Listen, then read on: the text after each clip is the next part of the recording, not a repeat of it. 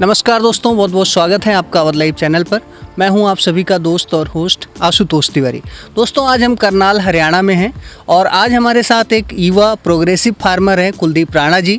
आज हम उनके ड्रैगन फ्रूट के फार्म पर बैठे हुए हैं। दोस्तों, कुलदीप जी की बात करें तो पहले साउथ अफ्रीका में ये नौकरी किया करते थे, लेकिन ऐसा क्या हुआ कि इनको ड्रैगन फ्रूट की खेती की प्रेरणा मिली। आज हम इनसे जानेंगे और ढेर सारे सवालों का जवाब लेने वाले हैं, किस तरीके से ड्रैगन की फ्रूट की खेती कर रहे हैं और अन्य किसान भाइयों को सिखाने का काम भी करते हैं। नमस्कार सर, बहुत बहुत स्वागत है। सबसे पहले अपना छोटा सा परिचय हमारे किसान भाइयों के लिए दीजिए। जी, मेरा नाम कुलदीप सिंह है और अभी जहाँ आप एट ए प्रेजेंट है वो राणा ड्रैगन फ्रूट फार्म है जी। ये घरोंडा डिस्ट्रिक्ट करनाल हरियाणा में पड़ता है। जी सर, आगे बढ़ते हैं और आपसे मैं जानना चाहूँगा कि जैसे बहुत सारे किसान भाइयों का ये सवाल रहता है कि किस तरीके से प्रोडक्शन को बढ़ाया जाए, जी फ्रूट की साइज को बढ़ाया जाए और इसके अलावा इरिगेशन के लिए, सिंचाई के लिए कैसी व्यवस्था होनी चाहिए और इसमें डिजीज मैनेजमेंट के लिए आप कैसे करते हैं सर। अपना जो प्रैक्टिकल अनुभव है वो हमारे किसान भाइयों के साथ शेयर करें। चलिए, सबसे पहले आपके पहले क्वेश्चन का आंसर कर देता हूँ मैं। फ्रूट का साइज़ कैसे बढ़ाया जाता है, ये मोस्टली समझ के चलिए हमारा भी खुद का यूट्यूब चैनल है या हमारे पास विजिट के लिए बहुत सारे फार्मर आते हैं। राइट। ये मेनली किसानों की दो सबसे बड़ी समस्याएं हैं, बाकी किसान मैनेज कर लेता है इसको। दो सबसे बड़ी समस्या ये है, एक तो नंबर 1 ये रहते हैं कि उनके पौधों की ग्रोथ ही नहीं होती जी। दूसरा, उनके फ्रूट का साइज नहीं बनता कि सर मेरा तो 200, 250, 300 ग्राम का फ्रूट नहीं बनता और आप 800 ग्राम के फ्रूट कैसे लग जाते हैं आप लोगों के। देखिए, इसमें सबसे अहम रोल जो निभाता है वैरायटी का। राइट। कुछ वैरायटीज ऐसी होती है जो काफ़ी अग्रेसिव ग्रोथ करती है, जैसे मैं अभी आपको दिखाऊंगा हमारे फील्ड में। हमारे फील्ड में एट ए प्रेजेंट हमारे फील्ड में 13 से 14 वैरायटी लगी हुई है। मैं 13 ही पकड़ लेता हूँ उनको। 13 वैरायटी हमारे फील्ड में एट ए प्रेजेंट लगी है। 13 वैरायटी का अलग अलग प्रोडक्शन है। अभी उनमें से 3 से 4 वैरायटी हमारा प्रोडक्शन दे रही है। फ्रूट का साइज़ अलग है, उसका ग्रोथ लेवल अलग है, डिजीज़ कंट्रोल अलग है। बाकी जो 13 वैरायटी हमारे पास में लगी है उसका प्रोडक्शन अगले साल आएगा। अभी हम उनका खाली ग्रोथ देखेंगे कि उनका ग्रोथ कैसे है। एक समय पे प्लांटेशन किया हुआ ग्रोथ लेवल में आपको ज़मीन आसमान का अंतर दिखाई देगा जी। तो प्लांटिंग मटेरियल अगर आप अच्छे से चूज़ करते हैं, वैरायटी अच्छी चूज़ करते हैं, तो आपके नो डाउट आपका प्रोडक्शन भी अच्छा आएगा जी। और आपकी ग्रोथ भी अच्छी होगी। बिल्कुल। क्योंकि लोग क्या करते हैं, 2 पैसे की लालच में नर्सरी गलत जगह से उठा लेते हैं जी। एमेच्योर कटिंग ले लेते हैं, यानी कच्ची पक्की कलमें ले लेते हैं। उसके बाद में उनका फ्रूट का साइज़ नहीं, कई साल तक वेट करते हैं जी। इतनी दुनिया भर की फ़ोटोज़ आती हैं, वीडियोज़ आते हैं हमारे पास में कि सर 3 साल हो गया पौधे पे अभी एक फ्रूट ही नहीं लगा जी। और यहाँ देखिए आप, ये पिछले साल 25 मार्च को लगा हुआ और आप अच्छे से उसका प्रोडक्शन भी देख सकते हैं। बिल्कुल जी। क्योंकि हम इसको ऑलरेडी वेरीफाई कर चुके हैं। हमारे खुद का फार्म से ही हमने इसको प्लांटिंग मटेरियल रेडी किया था, दूसरे से हमने लिया क्योंकि हम ट्रस्ट नहीं करते हैं प्लांटिंग मटेरियल के मामले में स्पेशली। राइट। तो हम जो अपनी आंखों से देख रहे हैं, अपने यहाँ जो प्रोडक्शन आ रहा है, हम उसी चीज़ में बिलीव करते हैं जी। तो वहाँ अपने फार्म पे लगा के देखते हैं अलग अलग वैरायटीज़ को, उनका पूरा डेवलपमेंट करते हैं, 1-1.5 साल तक नोटिस करते हैं, फिर उसको आगे प्रोडक्शन हम उसका यानी उसका कल्टीवेशन और आगे लेके चलते हैं कि अगर उसका हमारे सभी क्राइटेरिया को वो कंप्लीट कर लेती है, डिजीज़ कंट्रोल, ग्रोथ और फ्रूट का साइज, ये सभी अगर क्राइटेरिया कंप्लीट कर लेती है तो हम उसका स्केल आगे बढ़ा देते हैं। बिल्कुल। अब दूसरे सवाल पे आ जाते हैं कि इसमें बीमारियाँ क्या क्या आती हैं। देखिए, इसमें खास जो एक बीमारी होती है वो होती है फंगस। राइट। ये फंगस कब आती है और रोकथाम कैसे की जाती है। फंगस आती है नॉर्मली जैसे ही आपका समर सीजन खत्म हुआ, यानी जब 45-46 डिग्री टेम्परेचर हो जाता है आपका, उसके बाद मानसून आ जाता है। मानसून आते ही क्या होगा, आपके जैसे ही आपका 45-46 डिग्री टेम्परेचर हो जाता है, ये पत्ते पीले पड़ने लगते हैं ड्रैगन फ्रूट के। जब पत्ते पीले पड़ने लगते हैं, उसके बाद में मानसून आता है, तो जो सनबर्न के कारण में जो पत्ते पीले हुए थे, जो सेल डैमेज हुए थे, वहाँ पे बारिश गिरती है तो वाष्पीकरण नहीं हो पाता, यानी पत्तों के अंदर में पानी बाहर नहीं निकल पाता, जिससे वो सेल्स जो डैमेज होने के कारण वहाँ फंगस स्टार्ट हो जाती है। ये तो होता है फंगस का कारण जी।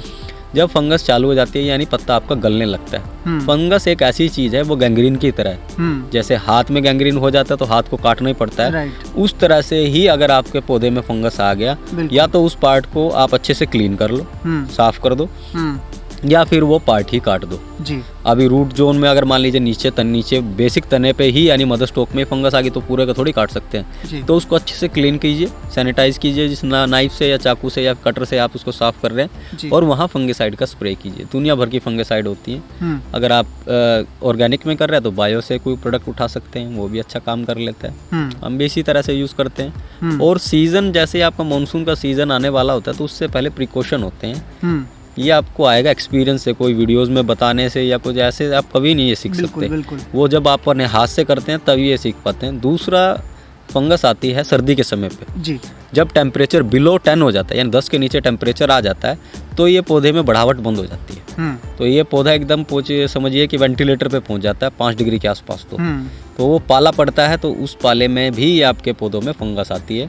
तो उस समय पे हम क्या रोकथाम करते हैं, इसके बीच में पानी छोड़ते हैं। जैसे पाले से बचाने के लिए टमाटर वगैरह में पानी छोड़ते हैं, तो बीच में पानी छोड़ते हैं। इसको मल्चिंग करते हैं, गर्म खाद देते हैं ताकि जड़ों में गर्माहट बने। गर्म खाद में कैसे, जैसे पोल्ट्री का खाद होता है उसके आसपास, जैसे हम अभी 4 साल हो गए करते करते, उससे पहले हम 3 महीने पहले तैयारी कर लेते हैं। तो इसमें क्या, खाद जब मिक्स करते हैं, यानी उस सीज़न में जब आपके पौधों की बढ़ावट बंद हो जाती है नवंबर से, तो अब हम एक बार में न्यूट्रिशन दे देते हैं। 3 महीने तक पौधे को आराम से वो न्यूट्रिशन लेता रहेगा, जो थोड़ा बहुत लेना होगा उसको। तो उसके अंदर हम फीड करते हैं गर्म खादें, जैसे नीम, आपका बोन मैन्योर हो गया, यानी हड्डी का पाउडर बोलते हैं उसको, बोन मिल, वो यूज़ करते हैं। पोल्ट्री का खाद होता है वो मिक्स करते हैं। गोबर का खाद वो तो नेचुरल रहता है, उसको भी मिक्स करते हैं। इन सब का मिक्स करके मिक्सचर को हम पौधों के रूट्स जोन में दे देते हैं ताकि वो विंटर सीजन को अच्छे से सर्वाइव कर पाए।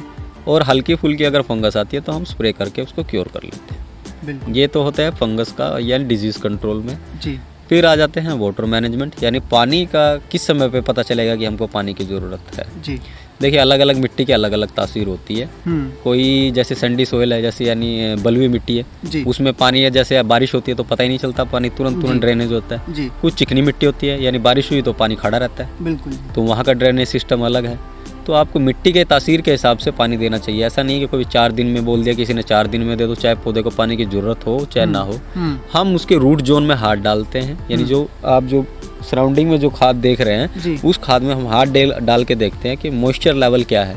अगर मॉइस्चर बिल्कुल कम हो जाता है तब हम इसको पानी देते हैं, बिल्कुल, चाहे वो 5वें दिन हो, चाहे वो 6ठे दिन हो, चाहे वो 10वें दिन हो। मॉइस्चर कंटेंट को देखते हैं तब हम उसके अंदर में पानी देते हैं, बिल्कुल, और आपको भी इस हिसाब से ही देना चाहिए। बिल्कुल। Water management sir, flood system अच्छा रहता है या ड्रिप इरिगेशन? देखिए, इससे पहले जो हम कर रहे थे, हम फ्लड से कर रहे थे, फ्लड से, जैसे आप बोल रहे हैं जी, हम फ्लड से देते थे। फ्लड का देने का हमारा कारण क्या था, हमारे पास आधा एकड़ जमीन था, यानी आधे एकड़ में हमने फार्मिंग स्टार्ट की थी। आधे एकड़ में सरकार की तरफ से कोई सब्सिडी नहीं होती, कम से कम 1 एकड़ ज़मीन होनी चाहिए, यानी आपका जो प्लांटेशन है वो 1 एकड़ में होना चाहिए, तब आपको सरकार इसमें सब्सिडी देती है। सब्सिडी देती है 85%, वो अलग अलग जगह पे अलग अलग डिपेंड करता है। बिल्कुल जी। तो 85% जब सब्सिडी आप सरकार देने लगी है हमको, तो हमको ड्रिप लगवाने चाहिए। इसमें फ़ायदे ये होती हैं, ड्रिप लगवाने से एक तो आपको फर्टिलाइजर वेस्ट नहीं होता, और जिन जगहों पर पानी की किल्लत है वहाँ के लिए एकदम ज़बरदस्त चीज़ है ये ड्रिप का, और बहुत कम पैसे में लग जाती है। जैसे देख रहे हैं आप, हमने पूरा अभी ड्रिप का काम चालू है हमारा, हमने पूरा 1.5 एकड़ में ड्रिप लगवा दी है जी। तो ड्रिप से ही देना चाहिए। फर्टिलाइज़र आपका ये समझ के चलिए, अगर फ्लड से पानी देते तो 70 से 75% फर्टिलाइज़र आपका वेस्ट हो जाता है जी, और ड्रिप के थ्रू ये आपका 90 से 95% आपका फर्टिलाइज़र रूट जोन में जाता है, पौधा अच्छी ग्रोथ करता है, और आपका वेस्टेज भी नहीं होता फर्टिलाइज़र। सर आगे बढ़ते हैं, बहुत अच्छी आपने जानकारी दी ड्रैगन फ्रूट से संबंधित। आगे बढ़ते हैं सर, अगर कोई किसान भाई या युवा भाई जो है ड्रैगन फ्रूट की खेती करना चाहते हैं, तो क्या आप नर्सरी भी अवेलेबल करवाते हैं पैन इंडिया लेवल पे? देखिए, नर्सरी का मैटर ऐसे रहता है कि बहुत सारे फार्मर्स क्या करते हैं, मैं किसी को पॉइंट आउट नहीं कर रहा और मैं करता भी नहीं हूँ नॉर्मली, लेकिन नर्सरी तब बनानी चाहिए जब आप अपने फ्रूट के साइज से संतुष्ट हो जाए। राइट।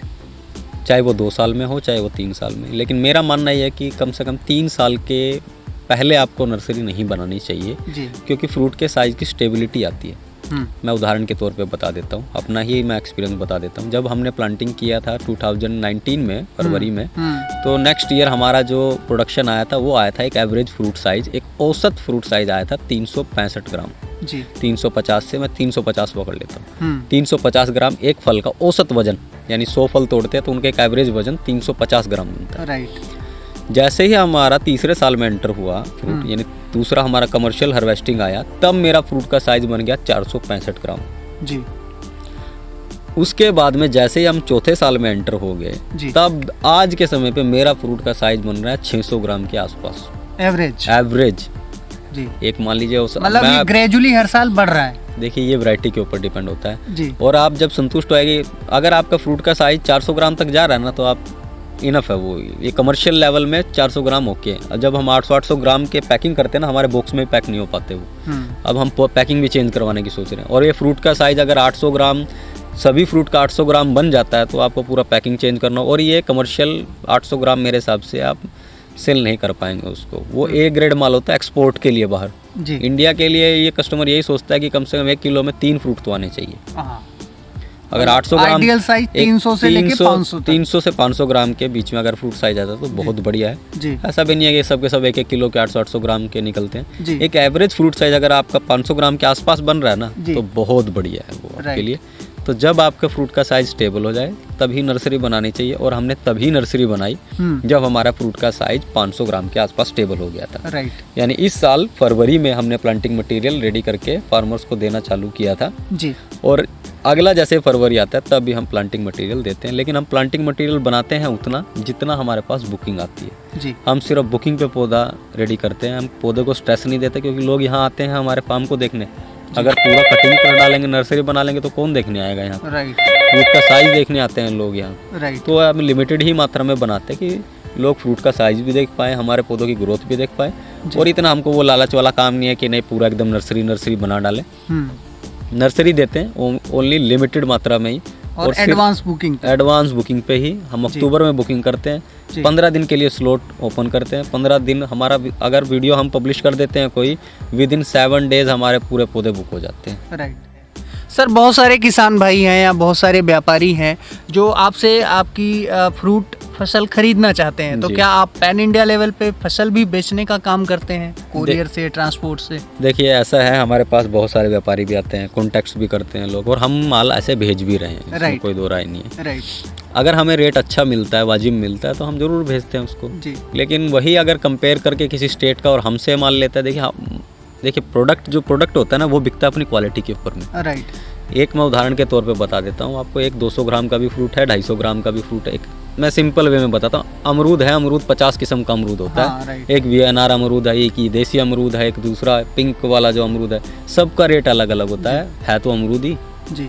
एक 80 रुपये में बिक रहा है, एक 30 रुपये में बिक रहा है, और एक 15 रुपये में भी ठेले पे बिक रहा है। राइट। तो जो ड्रैगन फ्रूट का जो रेट होता है वो वेरी करता है उसकी ग्रेडिंग पे जी, उसके कलर पे, उसके ब्रिक्स लेवल पे, और उसकी सेल्फ लाइफ पे, यानी कितना लंबा टिकेगा वो फ्रूट। राइट। तो इन सभी क्राइटेरिया को ध्यान में रखते हुए उसका रेट डिसाइड होता है जी। हमने जब ये प्लांटिंग मटेरियल लगाया और आगे भी हम प्लांटिंग मटेरियल एक्सटेंड कर रहे हैं यानी प्लांट बढ़ा रहे हैं, तो ये सभी क्राइटेरिया को लेके हम चलते हैं। हमारा जो रेट अभी एट ए प्रेजेंट चल रहा है वो 200 रुपया होलसेल का चल रहा है जी। वहीं जो दूसरे फार्मर्स हैं महाराष्ट्र गुजरात के वो 150 बेच रहे हैं। 50 रुपये अब कैसे, क्योंकि हमारा लोकेशन एक तो ऐसा हो गया, यहाँ डिमांड बहुत ज़्यादा है और प्रोडक्शन कम है, और दूसरा हम प्रोडक्टिविटी भी उस हिसाब से जनरेट कर रहे हैं, वो क्वालिटी फ्रूट दे रहे हैं तो उस हिसाब से हम रेट भी ले रहे हैं उसका। हाँ बिल्कुल जी।